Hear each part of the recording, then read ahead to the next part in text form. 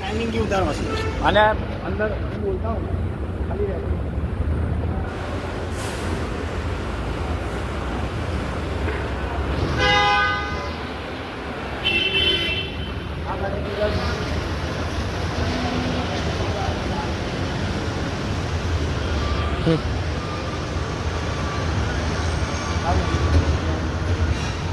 આ ટોલ નાકું છે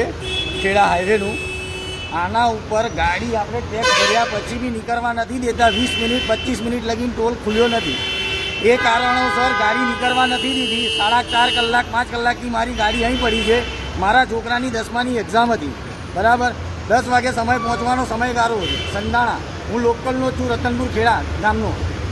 એ લોકોએ નીકળવા ના દીધો એ સમય દરમિયાન મારા છોકરાની એક્ઝામ છૂટી જાય તો એના ભવિષ્યનું કહું શું